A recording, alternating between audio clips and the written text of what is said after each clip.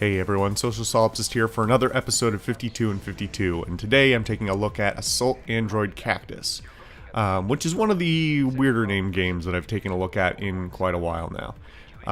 Assault Android Cactus is a fairly classic style twin-stick shooter that also incorporates a number of things from the bullet hell genre, the shoot-'em-up genre. And it really surprised me. I didn't expect to like it as much as I turned out to like it. Like I said, it's a very classic, simple twin-stick shooter comparatively to the, I don't even remember the name of it, the Halo twin-stick shooter that I did previously on the channel.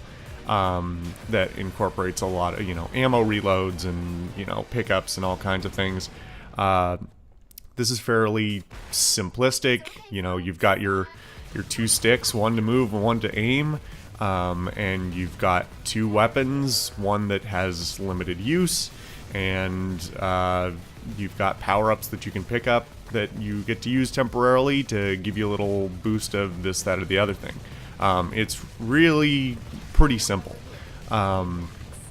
That said, like I said, it does incorporate a number of aspects from the shoot-'em-up genre in terms of there's a lot of bullet evasion and things like that. Although I will say that they do a fairly good job of balancing it out so that your hitbox is a little bit forgiving. It's forgiving for you, and it's also forgiving on your aim against enemies as well. There are a number of different characters that you can play as, and actually, I don't want to say it's a good story mode, but I didn't even expect a story mode at all.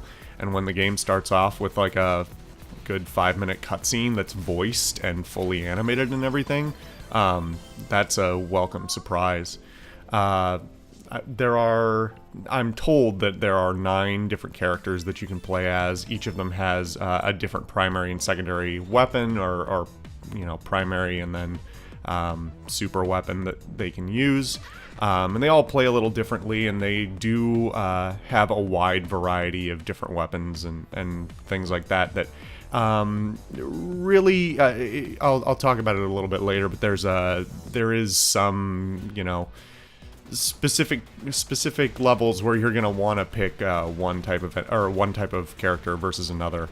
But anyway, with regards to the gameplay itself, there's basically you've got a battery. You're playing as an android, so you've got a battery that acts as a timer to get the level done in a certain amount of time. If you get knocked down, the battery ticks down even more. But you can also get battery increases from drops. And things like that. The level design is all pretty good. Some of them are. They're all fairly small levels, but you never get the sense that you feel cramped or that the level is inappropriately sized or designed. It's nothing really incredible, but it's one of those things that you can do it right or you can do it wrong, and if you do it wrong, you'll really screw up the game. And I think they do it really right. In the second zone, I haven't gotten super far into the game, but in the second zone they add levels that morph around you with every wave, which is pretty interesting. They do lots of nice little things to add some depth to the level design and that sort of thing. Likewise, when talking about the voice acting and the story and all that, again, surprising to even have it. It's also, it's a surprisingly cutesy, decently designed on all fronts game. The characters are, colorful and unique and have their own personalities, and have voice lines that they say that, not a lot of them, but enough to give you a little something. And even, I would say none of the enemy designs are particularly bland either. They do a pretty good job of introducing you to the world without, blasting exposition at you, and generally just kind of do a good job of immersing you real quick and then getting you into the gameplay. That said, I do have I was having a really great time up until the first boss that I had to fight. I believe in total there's only 25 levels, which is not super long. If I had to hazard a guess, if you were in any way good at the game, which frankly I'm not, you could probably beat the thing in a couple of hours.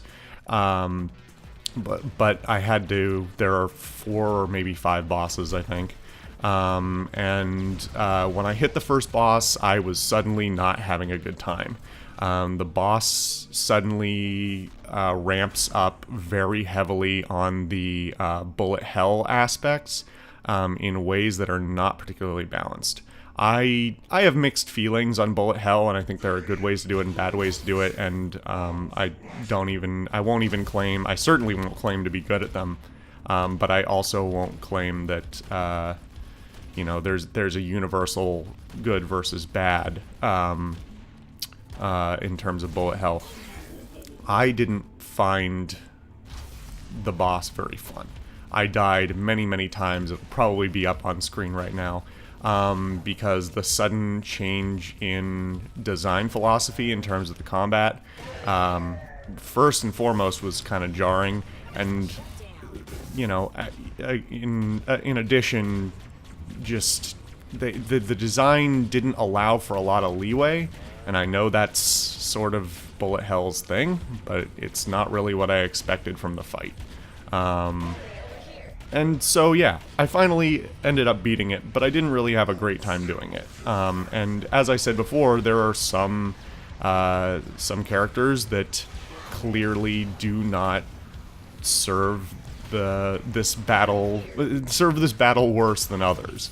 I started off with a character that uses a shotgun, which does not serve you well in this close combat, very high precision battle.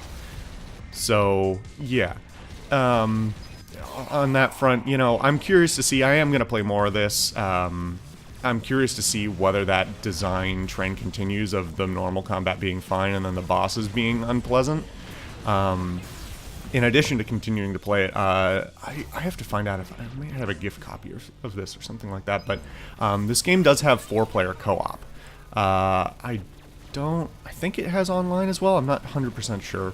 But it has 4-player co-op. I believe it's couch co-op as well.